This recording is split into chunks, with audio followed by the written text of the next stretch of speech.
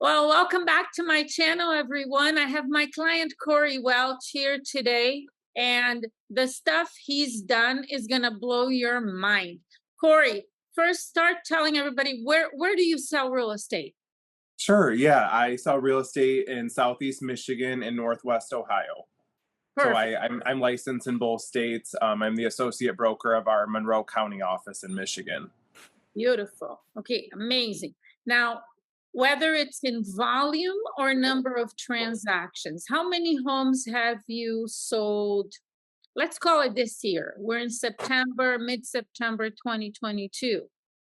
Yeah, so individual production, I do run a team, so some of their production, would be my volume. But in Mhm. terms of speaking to people about my production, I usually just tailor it towards the deals I'm specifically doing. And Yeah. right now, I'm at about 125 properties that I've personally sold. My mind is so blown by that because my best years in real estate, I closed 125 transactions the whole year. We're in mid-September. So, Yes. Corey, how long have you been in real estate? Because that's like the most amazing thing, too. So I got my real estate license in 2018. I was working another full-time job, which most of us are when we start out in real estate, right? I mean, you hear that all the time. Yep. But so I got my real estate license because when I was 18, I started taking the pre-licensing course here in the state of Michigan. And then Hmm. I got offered a full-time job. So I didn't go and take the exam. But when I was 18, I always like to share that because I knew I wanted to be a realtor. I mean, I signed up for the course, I finished it, got offered a job, and went on my way. But coming back to 2018, I was like, nope, I still want to be a realtor after going through a few other jobs, finished the pre-licensing, took the exam, got my license. But between in my first year in real estate, we'll just say 2018 to about June of 2019, I only sold a few homes, and two were my own. I sold my property I lived in and purchased a new home, and then helped, I think, one or two buyers. So very minimal production. I wasn't focused on it necessarily, but I had my license. Okay. Fast forward to June of 2019, I met some of my mentors in real estate. I joined eXp Realty, and I really started focusing on I want a full-time career in real estate. So from June of 2019 to December 2019, I sold over $3 million in real estate, which our average, price at the time was 150, 160 in the area, maybe a tad more. And then in 2020, I actually left my full-time job, went down to a part-time basis, and went into real estate full-time. From there, I sold about, I think it was 75 properties in 2020 for about 13 million in production. Amazing. And then I actually started Jackie's training in 2021. Like it was right away. Lisa LaRue, one of my mentors, and I signed up. And it was something I really needed at that time, Jackie. Like I needed more what to say, what to do, how to take my mindset and skill set to the next level. And you always hear of all these other trainings, but you're like, does it work? What do I really need to do? Right. Hmm. So in 2021, I started your training. I helped a lot of for sale by owners. I helped, I think, one or two expireds that year. And last year, personally, I sold over 29 million in production, Wow. almost over $30 million, and over 155 houses personally. Wow. It's like my seriously, it's incredible what you've done. You were doing great. You sold 75 homes, I think you said in Yep. 2020. So My you were doing great when you met me and you started my training. And you mentioned a couple of things briefly for for the purposes of the people watching. So they take something like that they could actually implement, right? Yeah. From what you've been able to do. What do you think was you doubled your production the following year from Hmm. 2020 to 2021? What were some of the key things that you changed? You mentioned mindset, you mentioned some FISBOs, expireds, what to do, but specifically so the people watching can say, okay, I can do that. Yeah, absolutely. And I believe with the right mindset, with coupled with your training, anything's possible. I think the different video lessons and everything you provide which I think is at a really affordable cost as well. For anyone watching that's wondering, should I try Jackie's training or do a trial? It's definitely worth trying out. I would say for me, the biggest thing beyond just mindset is a statement that I have heard you say multiple times. And I tell it to my agents, my team, and even some people just in general, is you have to become uncomfortable. Mm. You cannot grow being comfortable. You must become comfortable with being uncomfortable. And I tell myself that all the time. I had never heard it necessarily in real estate terms before meeting you. And so when I go and I'm calling a for sale by owner to offer my services, or an expired or a listing appointment or a buyer consultation, or even to tell somebody about how great the company is that I work for, you have to become uncomfortable. You're not going to grow by being very comfortable. You're going to stay stagnant. You're not going to grow. So for me, that leads into mindset and skills with, becoming, uncomfortable. But at the same time, for me, that's what I did is I stepped out of my comfort zone, and I wasn't just working with family and friends and referrals. I started going after new business. And all of a sudden that new business created more business, created more agents on my team, more agents in general, because we were creating conversations, kind of like we're having right now, just talking it out and sharing information with people. Okay, so I first of all, I love what you said about being uncomfortable, because that's probably the number one thing. If you just want to be in your comfort zone, well, you're going to stay exactly where you are. You're not going to do Right. more, sell more, become better. It's just you stay where you are. Yeah. But it's easier said than done. Hmm. So as I'm listening to this, Corey, I'm putting myself in the position of, say, an agent that, whether they're new or they've been in real estate for a long time, and they're listening to you speak, and Hmm. they're thinking, uh-huh, yeah, well, easier said than done. It's like there Sure. must be something special about Corey here, because to put yourself in an uncomfortable situation once, okay, I'll Sure. call a FISBO. It was really uncomfortable. And then after that call is done, I'm never calling them again. You got to keep, it's a consistent process of being uncomfortable. So how do Every day. like, how do you do that? What is it that you Yeah. have? Because most people watch is like, I don't want to, I don't want to live uncomfortably. So what would you say to them? Yeah. Yeah, I love that, Jackie, because I've listened to you and many other people, Tony Robbins, for example, and some other, very iconic people that have, spent their lives helping other people and train other people. And we say these things, and I kind of look back at when I started in 2018. And what if someone would have told me that then? I'd probably be like, yeah, okay, sounds great, Jackie. Thank you so much. But, how do I do that? Well, it all starts somewhere. It starts with making the decision right now to do more, be more, and to develop a different skill set. And it really starts with your morning routine, which I know we talk a lot about, in your lessons and your trainings. You cannot wake up late in the morning, not have a plan, and expect to sell 50, 75, 100 properties a year, or whatever your goal is. So for me, I wake up in the morning, I do a minimum of a 20 to 30-minute workout. I then try to jump on some type of lesson, whether it's listening to a recording. We have a lot of different trainings here at EXP. You can get on live calls. You've been on some of them. You can just listen in while you're still getting ready for the morning. Grab a quick something to eat on the way out, and I try to head to the office. From there, you got to focus your morning on new business. You have your appointments, whether it's buyers, sellers, calling people, but I try to devote at least an hour a day. It should be more, to prospecting my new business.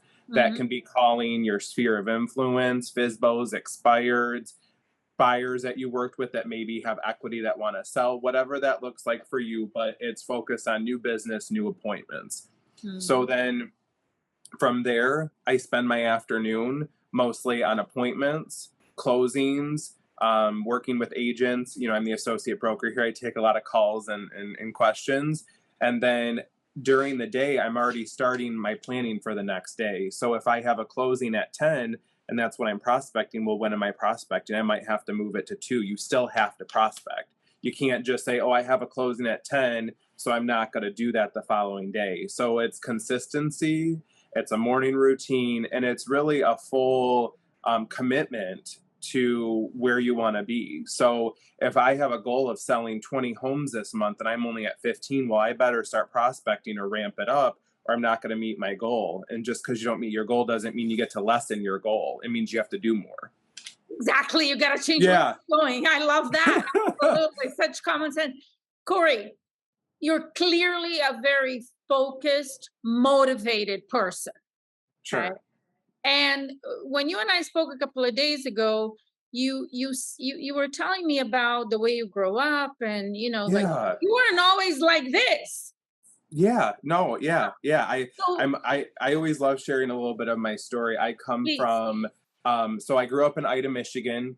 I always tell people I grew up in a small ranch home, with, I have two brothers and, my mom and dad, and come from a very hardworking blue collar family, which I'm so proud of. And it was one of those things where I went through school, I got decent grades, went to school, didn't really know exactly where I wanted to be, what I wanted to do, but I just knew, my grandfather had started a business in Perrysburg, Ohio, and I always had an interest in business, and learning from them. But there's no real estate background necessarily in my family. Nobody was a realtor or a broker. I didn't really know many real estate agents. I knew my dad had one, which is fun because now I get to work with him on the other side of deals.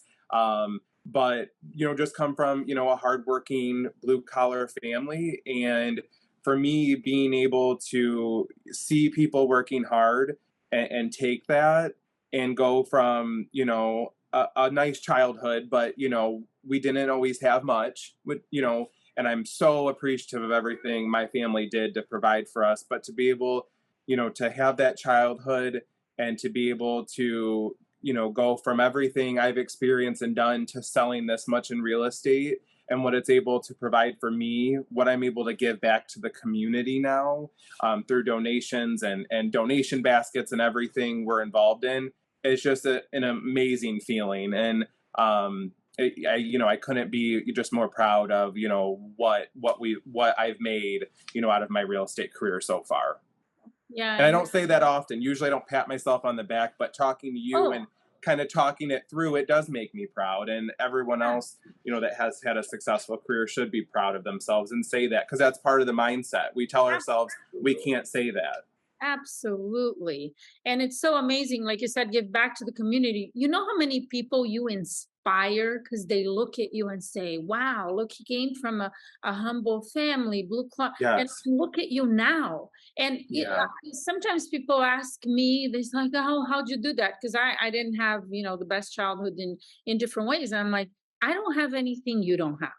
Yes. The one thing that Absolutely. I know I have, and I had 26 years ago, and I'm sure you have, is a really, really, really strong desire to change my life, to Yes. be more, to just change who I am. And I think that desire is what somehow you got to find it in yourself, because we all have it. It's what pushes you forward, and this continuous process of being uncomfortable. Yeah, it's the desire and motivation to be more, do more, and also to help others do the Yes, same. And so for me, everything you want is on the other side of the phone. It's on the other side of doing,